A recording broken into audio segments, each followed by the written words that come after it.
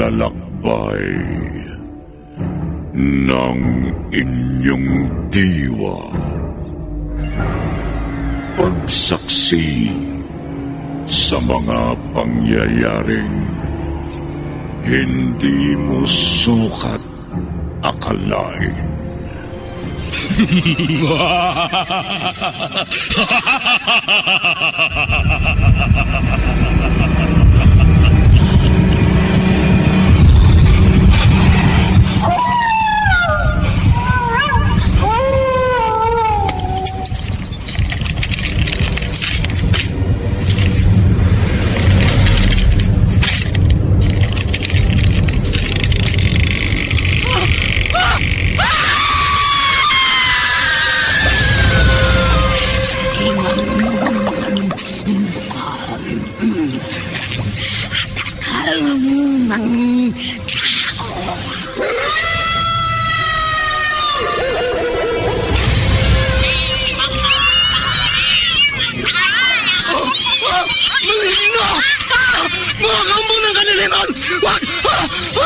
Huwag kayong lalapit sa akin!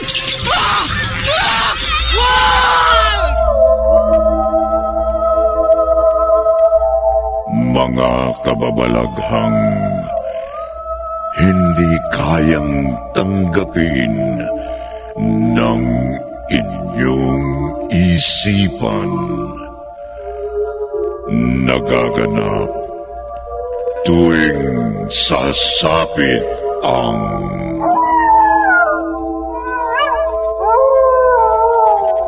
gabi ng lagim.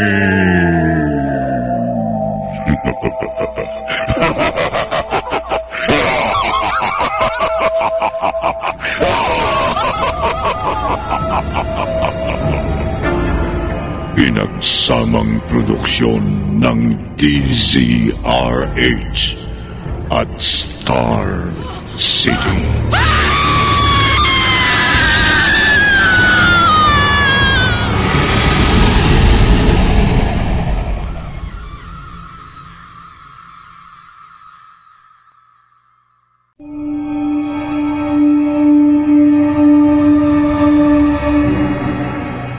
Magandang gabi, kaibigan.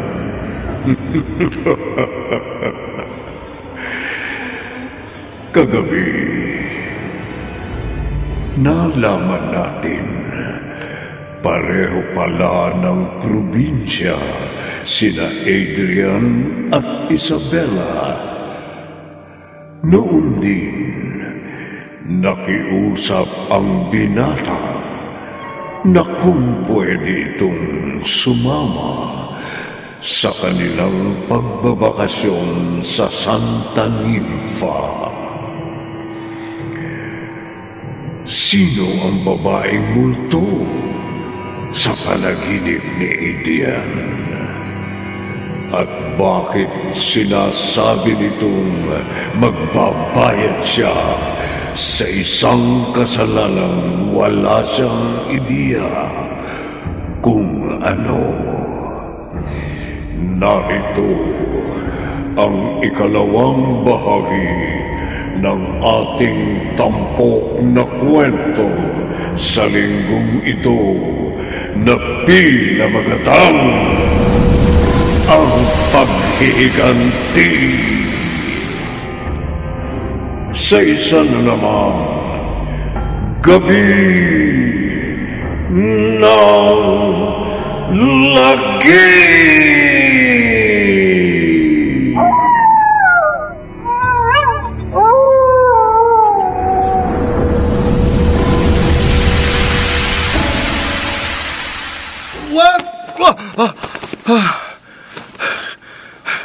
Panaginip lang pala. Sino babaeng yun? Bakit para yatang galit na galit siya sa akin? Oh, Diyos ko. Sana wag ko na muling mapanaginipan pa yun. Nag-anong oras na ba? Oh, mag-alas 12 lang pala. Makapagdasal nga muna. O ko muling matulog.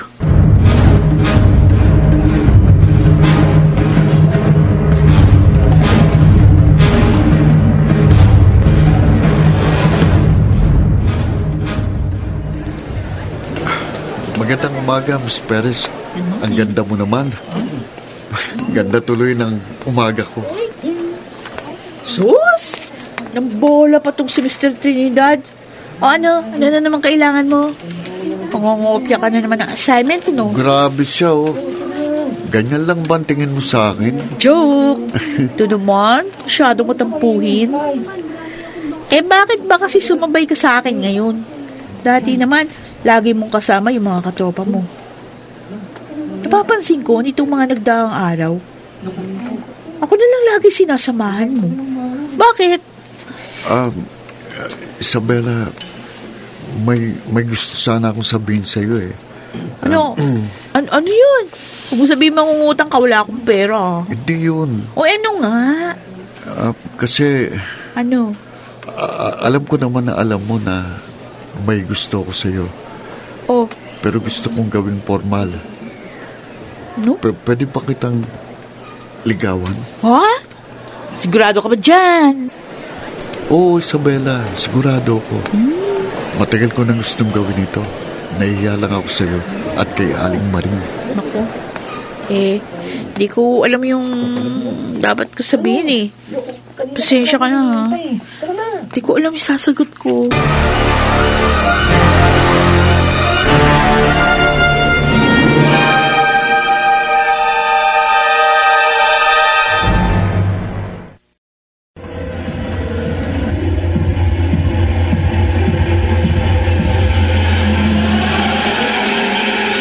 Balikan natin ang kasaysayang tampok sa linggong ito sa isa na namang Gabi ng Lagim.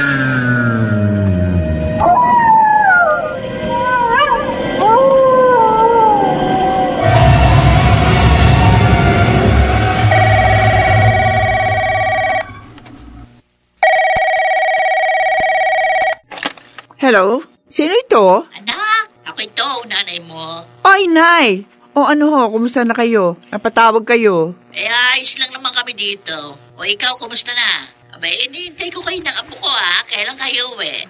Ay, Nay, mga 1 o 2 linggo pa ho yata, bago ang bakasyon sa eskwela ni Isabela. Kailan ba yung eksaktong araw ng bakasyon niyang apo ko? Miss na miss ko na kayo Hayaan niyo ho, Nay. Tatanong ko ho mamaya pag uwi. Ay, sige Ay, balitaan mo ako Ay, tumawag ka naman, anak. Kung hindi pa ako tatawag hindi pa kita makakausap. Pasensya na ho kayo, Nay.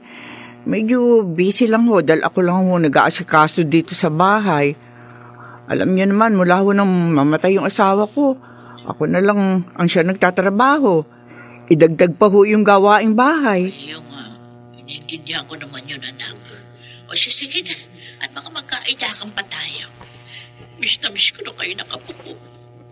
O, tuwagan niyo ako, Oo, Inay, makakaasa ho kayo. Ay, Inay, nga pala, may itatanong nga pala ako tungkol... Si Nanay, binaba agad yung telepono. May tatanong pa ako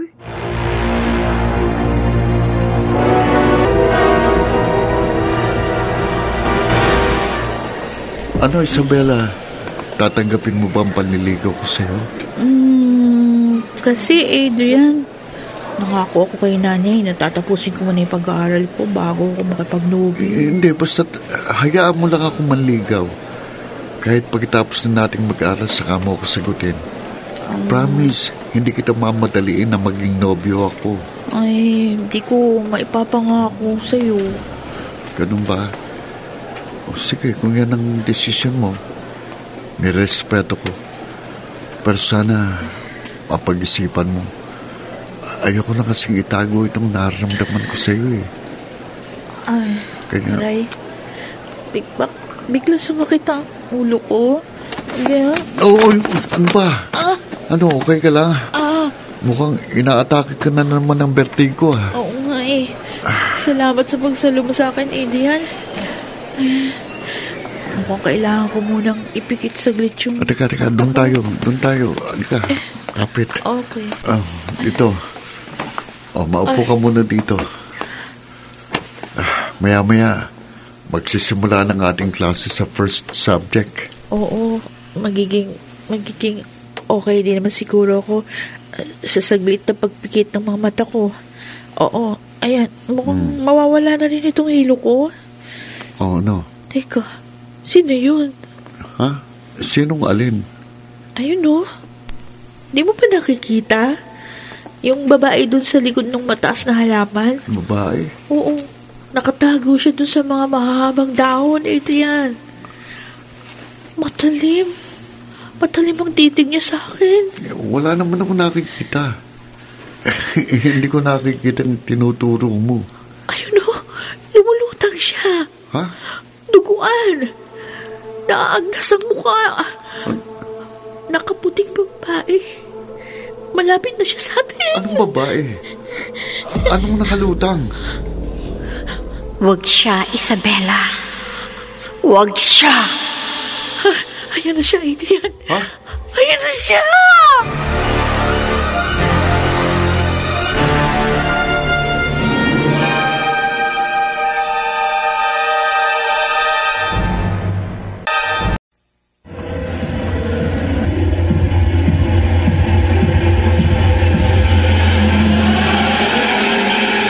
Balikan natin ang kasaysayang tampok sa linggong ito sa isa na namang Gabi ng Lagim.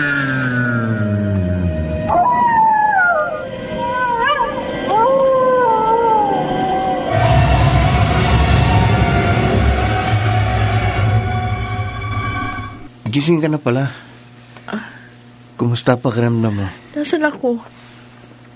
Nasa klinik? Ba't nandito ako? Ha?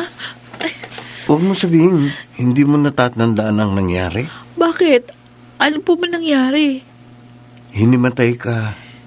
Sabi ng kaibigan mo na nagdala sa iyo rito, inatake ka raw ng vertigo. May iniinom ka bang gamot para sa vertigo mo? Meron po, kaso ubos na kaya hindi na ako may inom. Dahil hindi naman ako madalas sumbungin. Sandali. Sinong kaibigan po nagdala sa akin dito? Sandali titingnan ko sa logbook. Ito. Si Adrian Trinidad. Ganun po ba? Oo. At sabi niya, papasok lang daw muna siya sa first subject nyo. Kapag break time, babalik daw siya rito. Para kumustahin ang lagay mo. Ang sweet nga nung kaibigan mo na yun Tingin ko may gusto yun sa'yo. Pero teka, hindi mo pa sinasagot yung tanong ko Kumusta na ang pakiramdam mo? Nahihilo ka pa ba? Medyo. Pero hindi na tulad nung kanina. Kung ganoon, sa tingin ko, mamaya, pwede ka nang pumasok ng klase mo. Kung sa tingin mo, okay ka na. Bibigyan na lang kita ng gamot para sa hilo mo. Okay. Maraming salamat po. Walang anuman. O siya, diyan ka muna. Sige o. Maraming salamat po uli.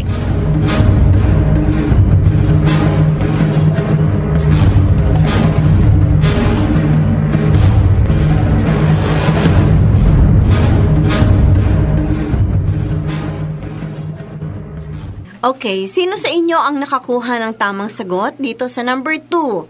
Raise your hand. Isabela, sigurado kang okay ka na? Meron ba? Kaya mo na. Mag-usap tayo mamaya. May gusto lang akong makumpirma. Tapusan. Aba, Mamaya na. hindi nakikinig ang dalawang ito sa lecture ko Teka nga. Mr. Trinidad, Miss Perez, baka gusto nyo akong isali sa usapan ninyo. Ay, sorry po, ma'am. Hindi ako tumatanggap ng sorry. You two should listen dahil nagsasalita ako sa harap. Next time, makinig kayo kapag nagsasalita ang teacher ninyo sa harap.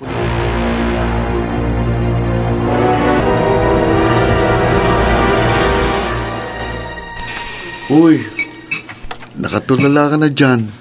Ayos ka lang ba? Oo. Sorry Oh. Oo, okay lang ako, Ito Adrian. lang kanin at paborito mong adobo. Thank you. Kumain ka para maging okay ka na. Nahihilo ka pa ba? Hindi na masyado. Kaya ko naman. Thank you ulit, ha, Adrian. Hindi ka naman iba sa akin, Isabela. Teka nga pala. Di ba may sasabihin sa akin? Oo. Buti na paalala mo. Ano kasi, kanina, nung hinimatay ako, dahil lang ba yun sa hilo? Di ba may vertigo ka? Sigurado ka? Oo, bakit? May iba pa bang dahilan? Parang, Parang ano? Ano yung sabihin? Parang ano? Yung naalala ko kasi, nung iupo mo ko sa bench, may nakita akong babae doon sa likod ng halaman. Nagtatago siya doon sa mahabang dahon. Tapos nakatingin siya ng matalim sa akin. Pero nang matumba ka, tuluyan ka nang nawala ng malay, Isabela. Sinubukan kitang akayin sa bench para mabuhat kita ng maayos papuntang klinik. Isa pa, wala naman ako nakitang babae doon. Hindi siya basta pangkaraniwang babae lang. Ha? Para siyang parang multo. Multo? Oo. At meron siya sinasabi sa akin bago ako nawala ng malay tao. Ano yun? Hindi ko matandaan yung lahat ng sinasabi niya eh. Ang natatandaan ko lang, yung sinabi niya na huwag siya, Isabela. Ha? Oo. Ang nakapagtataka pa doon, kilala niya ako. Alam niya ang pangalan ko.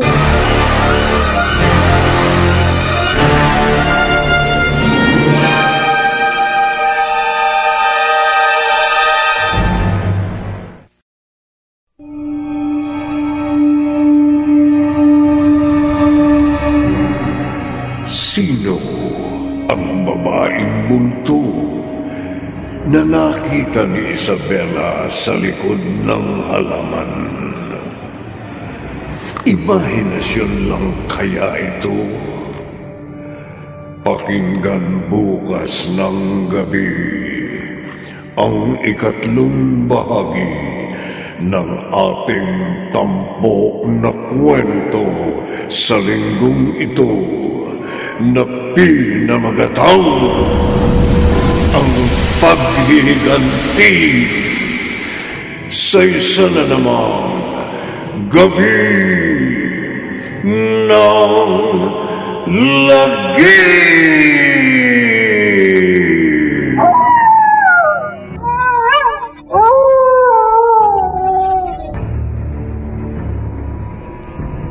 Mga nagsiganap, Chiquit del Carmen Amor, Phil Cruz, Rosana Villegas, Bobby Cruz, Susan Robles, at Jerry Mutia. Naglabat ng tunog, Temyong, sa musika ni Buboy Salonga. Supervisyong teknikal ni na Bong Muyar at Eric Lucero. Isinulat ni Jimmy Lingan Jr. at sa direksyon Lionel Benjamin. Gabi ng lagi.